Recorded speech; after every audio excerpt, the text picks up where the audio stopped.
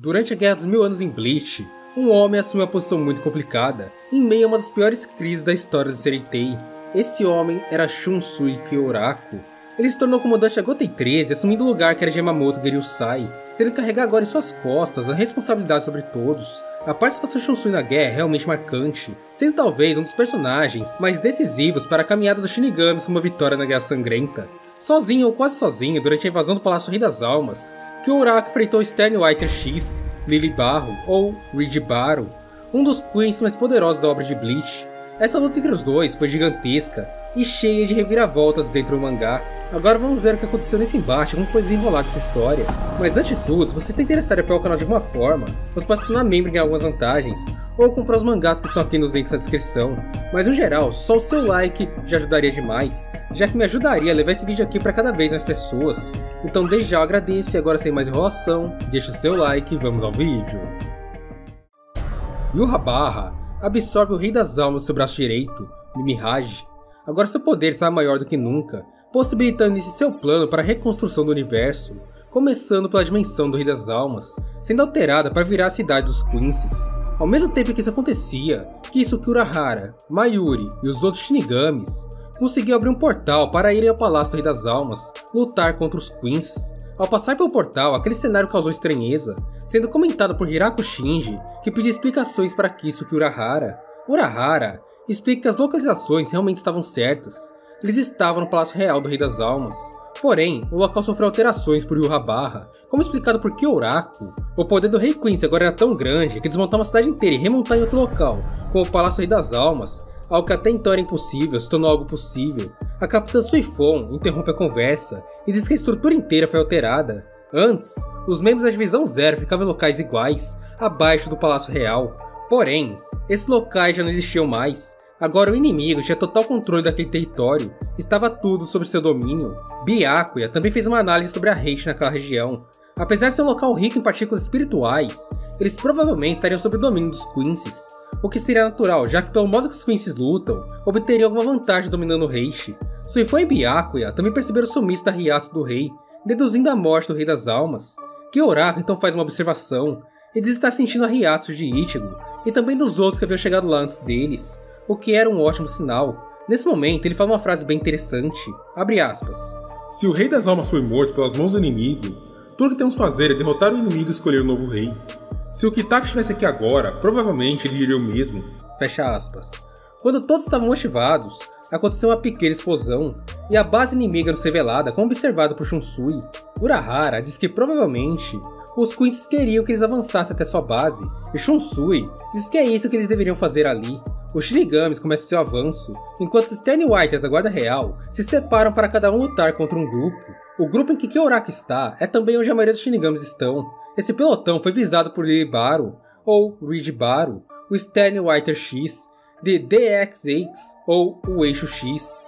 Enquanto os Shinigamis corriam em campo aberto, aqueles que não conseguiam se adaptar tão bem ao ambiente de Heishi como o Tenente Izagi ficavam para trás e eram alvejados pelo Quincy. E essa era a estratégia do Sternwhiter, e eliminando o grupo dos Shinigamis de um em um, até que não sobrasse mais nenhum deles. Os Tenents foram os primeiros a cair durante a corrida, sobrando apenas Ranjabarai, Rukia Kuchiki, Hinamori e Nanao. Shinji diz que eles não sabiam onde estava o inimigo, e que se parassem com certeza seriam alvejados. Shunsui e Kyoraku nesse momento tomam uma atitude. Para descobrir onde estava o inimigo, ele para sua corrida e espera ser atingido. Reed atira no peito do comandante-geral, atravessando ele de um lado ao outro. O Quincy esnoba seus adversários pela formação quebrada, até que ele ouve as seguintes palavras, abre aspas. Daruma-san tropeçou. Kyoraku aparece sem nenhum ferimento nas costas do Quincy, o atacando com sua Zanpakuto.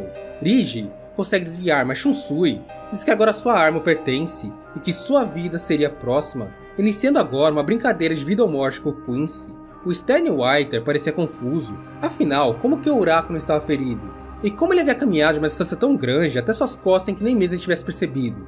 Isso era algo que devia ser impossível. Shunsui percebe que o Quincy nunca havia brincado de Daruma-san tropeçou, então ele teria que contar a ele como é que funciona a brincadeira. Mas antes de tudo, ele também percebe que sua tenente Nanao havia conseguido seguir até ali, elogiando a movimentação dela.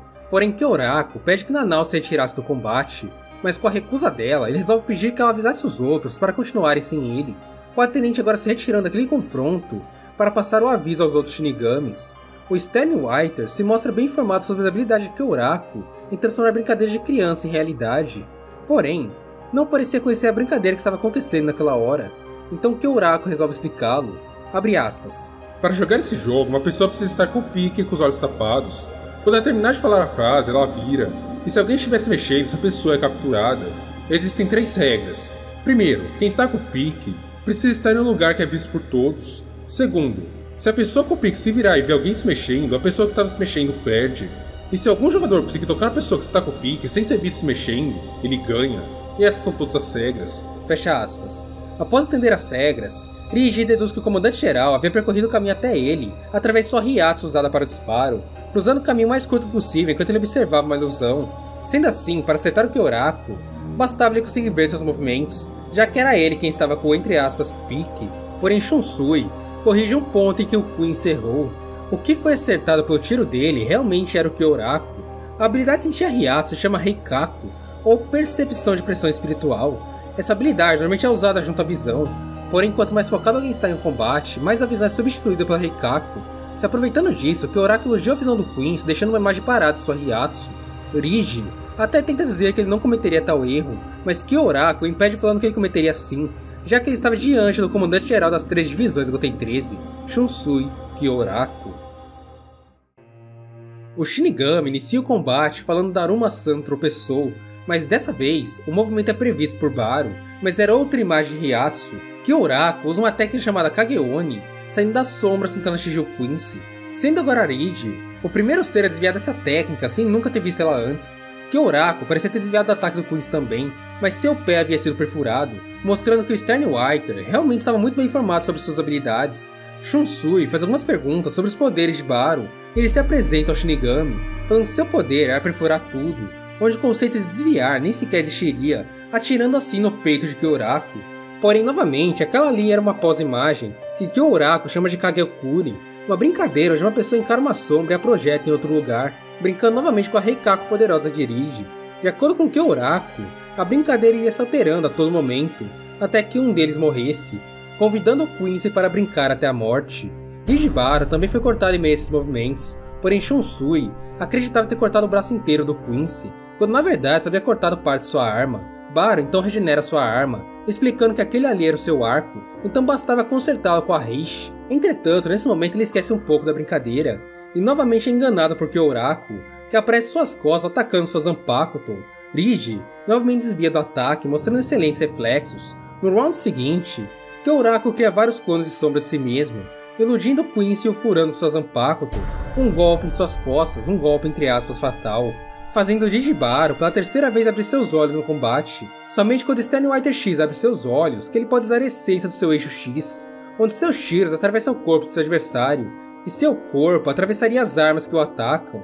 Porém, ele tem permissão de abrir seus olhos apenas em momentos que se sente ameaçado, o que gera uma cena bem engraçadinha com Kyoraku falando para ele manter os seus 2 olhos fechados naquele combate. Rigi continua com sua explicação falando que quando ele abre seus olhos 3 vezes, aí sim ele está autorizado a mantê-los abertos durante a luta inteira. Rigibaru foi o último Quincy a ter poderes concedidos por Yūhabara, sendo titulado por ele mesmo como uma obra de arte feita por sua majestade, o homem mais próximo de Deus, ativando assim o seu trunfo, a sua Volstagg.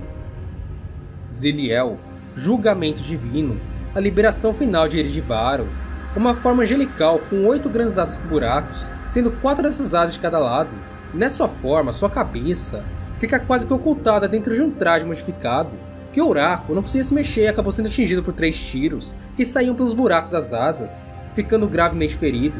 Um dos tiros acertou seu ombro e o outro na lateral de sua barriga. Shunsui consegue fugir por muito pouco e se lamenta por ser forte, já que é difícil morrer rápido quando você é alguém muito poderoso. Kyoraku continua fugindo de Rigibaru até que ele entra em um cômodo de um prédio e o Quincy se teletransporta para dentro do prédio com sua Volstagg. Shunsui tenta um outro recurso, usar Kido em seu ataque. Hadou 78, Zangerin. Apesar de explodir o andar do prédio, o Quincy não sofreu sequer um arranhão, e na fuga, Kyoraku voltou para o local por onde os Shinigamis entraram no Palácio Real, começando a se perguntar se todos já estavam bem longe. Ele pede perdão se Nanao acabasse envolvida, mas torce que todos já estivessem distante, e ativa na sequência sua última cartada. Bankai, Katen Kyokotsu, Koromatsu Shinju. Kyoraku crava suas Zanpakutos no chão, espalhando sombras enquanto é abraçado por uma mulher misteriosa. Todos no Palácio Real sentem sua Ryatsu, sentindo calafrios. Era como se o dia tivesse escurecido e o frio consumisse o local. Kyoraku aparece na frente de Iridibaru, perguntando a ele o que estava sentindo e como estava vendo a atmosfera. O Quincy diz que tudo parecia mais sombrio, porém não era desesperador, já que o mensageiro de Deus não se desespera, indo novamente atacar Shunsui. E assim se inicia o primeiro ato, Tamerai Kizu no Akashiai. Kyoraku compartilha seus ferimentos com Ridi. No segundo ato, Zanki no Shitone, Kyoraku passa para Baru, uma incurável enfermidade. No terceiro ato, Dangyu no Fushi, Shunsui e Baru se afundam em um oceano sem fundo, até que suas Ryatsu se esvaziassem. Nesse momento, Baru tenta fugir, mas cada vez mais que batia suas asas, mais ele afundava. Era desesperador, um teste para a determinação de um homem. Nesse momento, Sakura no Suki se revela, a sombra misteriosa que abraçava Kyoraku. Ele a chama de Ohana, sua Bankai. Ridi questiona com quem Kyoraku estava falando. E assim chegamos ao último ato, Itokiribasami Shizomi no Nodobui, onde fios se entrelaçam no pescoço do Quincy, arrancando a sua cabeça. Ao fim da batalha, Kyoraku se deita no colo de sua Bankai, que acaba deixando ele se deitar de forma carinhosa, apesar de não querer transparecer, mas tudo deu errado. Um tiro de Baru acerta de repente o peito de Kyoraku. O Quincy ainda estava vivo, regenerando sua cabeça e passando para uma segunda fase de sua Volstaging, assumindo assim uma cabeça de flamingo e um corpo inteiro modificado com pernas alongadas. O Sternwhiter parece voltar revoltado por sua quase derrota, se nomeando novamente como mensageiro de Deus. Ele ataca a cidade em que eles lutavam com um gigantesco tiro de Ryatsu, cortando a cidade ao meio, destruindo quase todos os prédios do local. Kyoraku some em meio às explosões, se escondendo e conversando com sua Bankai. Ohana pede que eles fugissem e que Kyoraku fechasse seus olhos enquanto ela o carregasse. Mas antes de qualquer coisa, Nanao aparece no local. A tenente acorda Kyoraku. Nanao pede que Kyoraku usasse as suas Zanpakuto, dizendo para eles que se a promessa que fez sua mãe. Nesse exato momento, o Quincy aparece, mas milagrosamente Kyoraku consegue fugir junto à sua tenente. Os dois vão para o local escuro, e Kyoraku resolve devolver a ela sua Zanpakuto, Kyokotsu. Após isso, descobrimos que o Kyoraku havia se escondido em sua sombra, Kageomi, e Nanao sai dela ao receber sua Zanpakuto. No passado, a família Issei era uma família tradicional que só nasceu mulheres, e os homens se casavam com essas mulheres e morriam cedo. A mãe de Nanao tentou até mesmo cortar laço com a família Issei antes de se casar com um homem, mas não adiantou. Seu marido morreu pouco tempo depois do casamento. A mãe de Nanao era a esposa do irmão de Kyoraku. Depois que ele morreu, a mulher retornou para sua família e tentou fazer de tudo para que sua família não caísse mais sob a maldição. Acreditando que a Zanpakuto era responsável pela maldição, ela a deixou sob a responsabilidade de Shunsui, que escondeu a Zanpakuto com sua Bankai, Ohana. Nanao aceitou a espada junto à maldição sob as seguintes palavras, abre aspas, eu sei que você não queria devolver essa espada para mim, e que isso é para o meu próprio bem. Mas assim como minha mãe tentou fugir da maldição, eu também fiz a minha decisão, a de aceitar essa maldição. E também, mesmo se eu tivesse aceitado essa maldição, eu teria... Não. A pessoa que eu escolhi amar com certeza também acharia que essa maldição é ridícula. Sinto que ele diria isso enquanto sorri. Fecha aspas. Aceitando a espada junto a um sorriso de Kyoraku, agora frente a frente com o Quincy, Nanao libera sua Zanpakuto do selo, revelando a espada sagrada Hakyoken, uma espada usada para rituais da família Issei, a única Zanpakuto da família. É uma espada sem lâmina, incapaz de ferir qualquer homem, mas é dita com poderes divinos para enfrentar até mesmo deuses. A espada reflete a luz de Iridibaru, sendo quase impossível de ser vista fixamente por seus olhos, e assim, Nanao pula para atacá-lo. Iridi recebe o ataque da tenente, se defendendo dela surpreendendo. Assim, o Sternwhiter inicia um ataque, falando que seria a última coisa que ela veria, mas é aqui que Kyoraku, carregando a culpa da morte de seu irmão e da mãe de Nanao, aparece segurando as mãos de sua tenente, escolhendo dessa vez não carregar a culpa pela morte, e sim protegê-la. Nanao estava ferida, ela não sabia o quão assustador era lutar com espadas, ela não sabia o quão doída era ser ferida, o desespero aos poucos ia consumindo, mas quando Kyoraku segurou suas mãos, as coisas realmente mudaram, fazendo ela voltar para si e para aquela batalha. Iridibaru, sem hesitação, ataca os dois com a trombeta de Deus, um ataque gigantesco é refletido pela espada de Nanao, retornando para o Quincy, destruindo metade de seu corpo e dispersando seu poder. o poder de um deus usado contra ele mesmo, derrubando todas as partilhas de Baro do Palácio Rei das Almas. Essa seria a queda do Mensageiro de Deus. Ri de Baro cai na Sereitei, onde se transforma em várias criaturas parecidas com flamingos. Com raiva de Kyoraku, ele fica determinado a destruir toda a sua society, sendo percebido por Sosuke Aizen. Porém, quem aparece para lutar e eliminar seus avatares é o homem que supostamente matou no primeiro ataque Quincy, chegando assim o fim daquele que se nomeava como a obra de arte de Sua Majestade e também do Mensageiro de Deus.